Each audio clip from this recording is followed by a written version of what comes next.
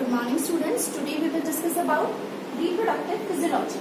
Okay, so the ability to reproduce is one of the most important properties which distinguish living organism from non-living organism. What it means कि देखिए जो living organisms होते हैं उनके अंदर reproduction की capacity पाई जाती है जिसके द्वारा उन लिविंग ऑर्गेनिज्म को नॉन लिविंग मैटर से सेपरेट किया जाता है, अलग से पहचाना जाता है. And what is reproduction? कि एनिमल के अंदर पाई जाने वाली वह कैपेसिटी जिसके द्वारा वह अपनी जैसी ऑफस्प्रिंग जो है वो उत्पन्न कर पाता है. तो वह प्रोसेस क्या कहलाएगा? आपका रिप्रोडक्शन या फिर प्रजनन कहलाता है. अब देखिए जितना सिंपल एनिमल होगा उतना ही उसके अंदर ऑफ कोर्स उसके अंदर रिप्रोडक्शन का प्रोसेस जो होगा it is also very simpler. The most primitive is the animal and simpler is the process of reproduction. यानी अगर एनिमल सिंपल है, फॉर एग्जाम्पल मैं बात करूं कि जो प्रोटोजोअन्स होते हैं उनके अंदर प्रोटोजोआ दैट मीन्स प्रोटोजोआ है, पैरामीशियम है या फिर यूग्लिना है, तो इनके अंदर क्या होता है जो रिप्रोडक्शन का प्रोसेस है वो बहुत ही सिंपल होता है. और एसेक्सुअल मोड ऑफ रिप्रोडक्शन के द्वारा एक सिंगल इंडिविजुअल जो है वो फिशन के द्वारा यानी विखंडन के द्वारा या मल्टीपल फिशन के द्वारा नए इंडिविजुअल्स को उत्पन्न करता है, डेवलप करता है. तो यानी जितने सिंपल एनिमल होंगे उसके अंदर रिप्रोडक्शन का प्रोसेस भी उतना ही सिंपल होगा. अब आप देखिए जो रिप्रोडक्शन का प्रोसेस होता है it is of two different type. जो प्रजनन की क्रिया है उसे हम लोग दो भागों में विभाजित कर सकते हैं, asexual reproduction and sexual reproduction. Asexual मतलब अलैंगिक जनन और सेक्सुअल मतलब लैंगिक जनन. तो क्या डिफरेंस है इन दोनों के अंदर? एसेक्सुअल रिप्रोडक्शन जिस ऐसा रिप्रोडक्शन या ऐसा प्रजनन की क्रिया जिसके अंदर केवल एक ही इंडिविजुअल इन्वॉल्व होता है, जबकि सेक्सुअल रिप्रोडक्शन में दो अलग अलग इंडिविजुअल इन्वॉल्व होते हैं जिनके दोनों के सेक्सेस अलग होते हैं. जो एक इंडिविजुअल होता है एसेक्सुअल रिप्रोडक्शन में वह मल्टीपल फिशन के द्वारा यानी विखंडन के द्वारा, जो बाइनरी विखंडन हो सकता है या मल्टीपल फिशन हो सकता है उसके द्वारा या मुकुलन के द्वारा या जेम्यूल फॉर्मेशन के द्वारा नए इंडिविजुअल को बनाता है. तो एसेक्सुअल रिप्रोडक्शन में क्या होगा? सिंपल एक इंडिविजुअल इन्वॉल्व होगा इसके अंदर जो कि फिशन के द्वारा, मुकुलन के द्वारा यानी बडिंग के द्वारा या जेम्यूल फॉर्मेशन के द्वारा नए इंडिविजुअल्स को फॉर्म करता है. ओके, जबकि सेक्सुअल रिप्रोडक्शन जो होता है सबसे इंपॉर्टेंट कैरेक्टरिस्टिक कि सेक्सुअल रिप्रोडक्शन जो है it is characteristics of mammals. Mammals के अंदर बहुत highly evolve sexual reproduction system पाया जाता है. अब ये जो सेक्सुअल रिप्रोडक्शन है इसका सबसे इंपॉर्टेंट कैरेक्टरिस्टिक क्या होगा कि इस रिप्रोडक्शन में दो इंडिविजुअल होते हैं, दो सेक्स वाले इंडिविजुअल होता है, one is male and another is female. तो अब आप देखिए हम थोड़ा सा पिछला रिकॉल कर लें कि हमने मेल और फीमेल के जो रिप्रोडक्टिव ऑर्गन्स हैं उसके बारे में हम लोगों ने पहले डिस्कस किया था. थोड़ा सा रिकॉल कर लेते हैं कि क्या था, हम लोगों ने क्या पढ़ा था उसके बारे में. तो देखिए जो मेल होता है और female, we are talking about sexual reproduction. Okay, तो मेल जो है उसके अंदर मेल गॉनेट क्या होगा? ऑफ कोर्स टेस्टिस होगा, अ pair of testis, one pair of testis पाया जाएगा. कहाँ पाया जाएगा? स्क्रोटल सेट के अंदर पाया जाता है ना. फीमेल के अंदर क्या होगा? Female gonad, a pair of ovary. Okay, यहाँ टेस्टिस पाया जाता है और फीमेल के अंदर ओवरी पाया जाता है. तो जो टेस्टिस है उसके दो इंपॉर्टेंट कैरेक्टरिस्टिक होता है. One is spermatogenesis and another is secretion of hormone.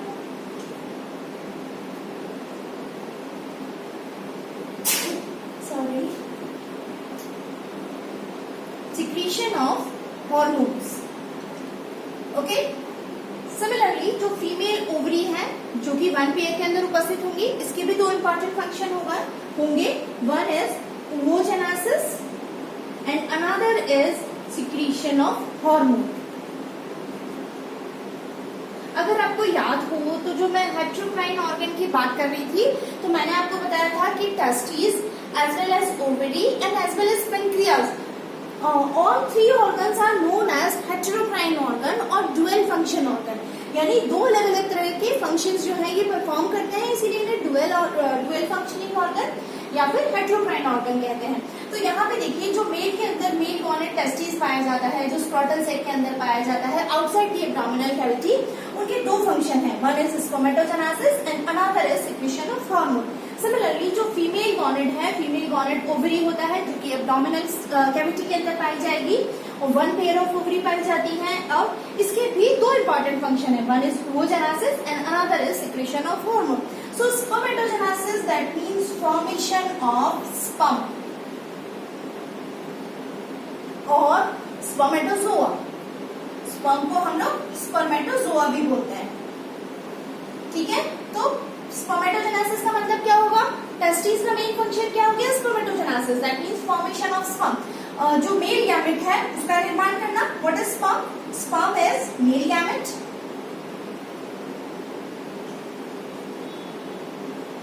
Okay. Secretion of hormones, जो टेस्टिस होती है वो मेल हार्मोन यानी टेस्टोस्टेरोन का सिक्रीशन करती है। मेल हार्मोन कौन सा होगा, टेस्टोस्टेरोन। तो ये जो टेस्टोस्टेरोन होता है वो सेकेंडरी सेक्सुअल कैरेक्टरिस्टिक जो होते हैं मेल के उनको कंट्रोल करने का काम करेगा। Secondary sexual characteristic that means जो मेल के मेल स्पेसिफिक कैरेक्टर्स होते हैं उनको कंट्रोल करने का काम कौन करता है, जो टेस्टिस के द्वारा हार्मोन रिलीज होता है मेल हार्मोन टेस्टोस्टेरोन, उसके द्वारा किया जाता है। टेस्टोस्टेरोन कहाँ से रिलीज होगा, लीडिंग सेल्स, जो टेस्टिस की लीडिंग सेल्स थी जो आपकी सेमिनिफेरस ट्यूब्यूल थी उसके बाहर की तरफ ग्रुप के अंदर येलो कलर की सेल्स जो उपस्थित थी उन लीडिंग सेल्स के द्वारा टेस्टोस्टेरोन हार्मोन का सिक्रीशन किया जाता है, ओके। अब आप देखिए सिमिलरली जो ओवरी है उसमें भी 2 प्रोसेस हो रहे हैं, one is oogenesis that means formation of female gamete. oogenesis process का मतलब क्या होगा, formation of female gamete. Female gamete कौन सा, ओवा, ओवा या एग का निर्माण करना, ओके। और दूसरा फंक्शन होगा secretion of hormone that means जो ओवरी है वो फीमेल हार्मोन एस्ट्रोजन और प्रोजेस्टेरॉन 2 हार्मोन रिलीज करती है,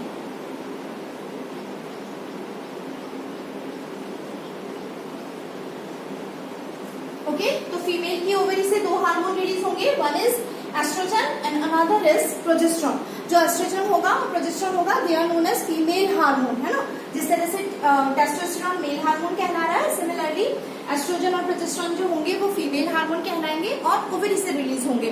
तो ओवरी भी 2 फंक्शन परफॉर्म कर रही है, फॉर्मेशन ऑफ ओवा दैट मींस oogenesis प्रोसेस के द्वारा ओवा या एग का निर्माण करना, और दूसरा होगा सिक्रीशन ऑफ हार्मोन यानी एस्ट्रोजन और प्रोजेस्टेरॉन। तो एस्ट्रोजन हार्मोन जो होता है, अगर आपको याद हो हमने पहले डिस्कस किया है इसको, तो एस्ट्रोजन हार्मोन जो होता है वो फीमेल के फीमेल स्पेसिफिक कैरेक्टरिस्टिक्स जो होते हैं उनको कंट्रोल करने का काम करता है, जबकि प्रोजेस्टेरॉन हार्मोन जो होता है वो कॉर्पस ल्यूटियम के द्वारा रिलीज होता है और यूटेराइन वॉल पे एक्ट करके यूटेराइन वॉल को प्रेगनेंसी के लिए प्रिपेयर करने का काम करता है। तो दैट मीन्स ये थोड़ा सा ओवरलुक है आपके मेल एंड फीमेल गॉनेड्स के बारे में, उनके गैमेट्स के बारे में और उनके फंक्शन के बारे में। चलिए अब हम लोग बात करते हैं कि देखिए जो मेल है या फीमेल है, उनमें जो फीमेल होती है स्पेसिफिकली, तो फीमेल जो है उनके अंदर एक रिप्रोडक्टिव साइक्लिसिटी पाई जाती है। स्पेसिफिकली जो प्राइमेट्स है, अदर देन प्राइमेट्स जो होते हैं उनके अंदर क्या पाई जाती है, रिप्रोडक्टिव एक साइक्लिसिटी पाई जाती है। और उस साइक्लिसिटी में दौरान क्या किया जाता है, फीमेल बॉडी को प्रिपेयर किया जाता है।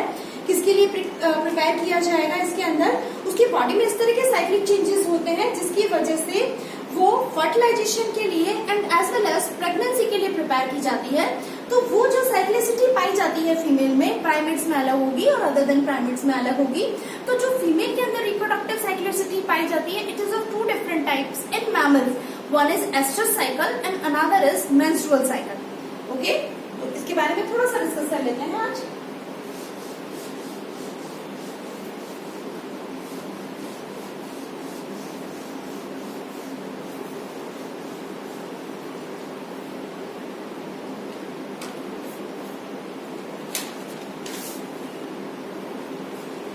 So, mammal, other than primates,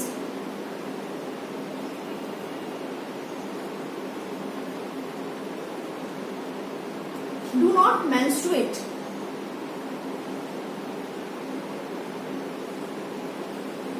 primate के अलावा जो मैमल्स होते हैं उनके अंदर मेंस्ट्रुएशन नहीं पाया जाता है and their sexual cycle is known as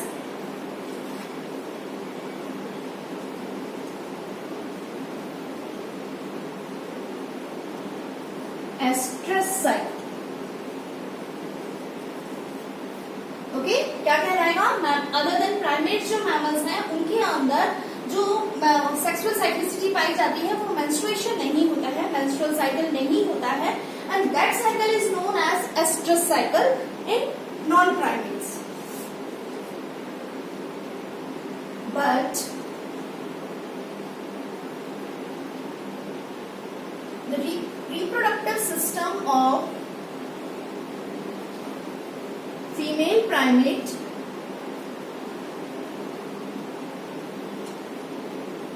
for example new world monkey,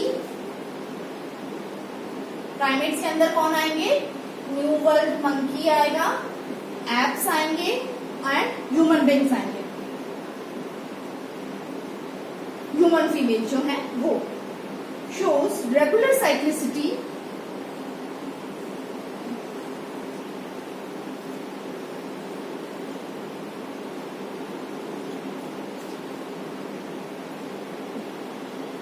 regular cyclic changes that may be regarded as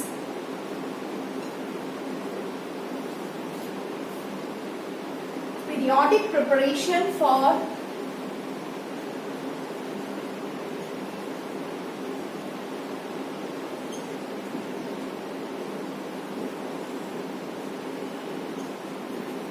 fertilization and pregnancy.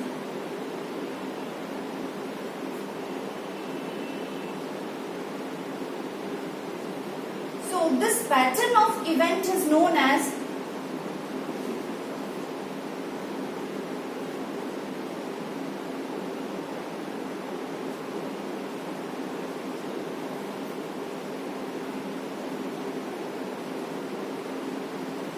Menstrual cycle.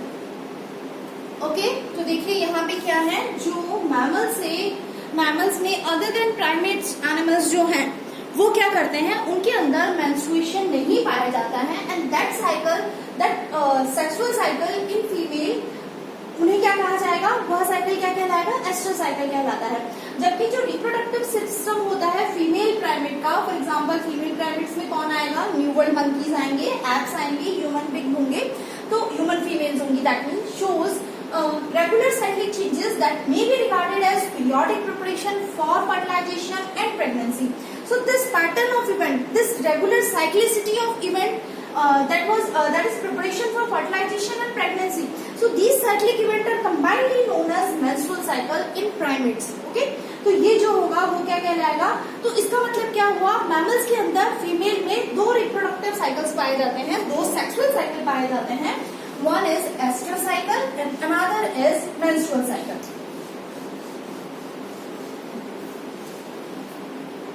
So in mammals, females show two different types of sexual cycle.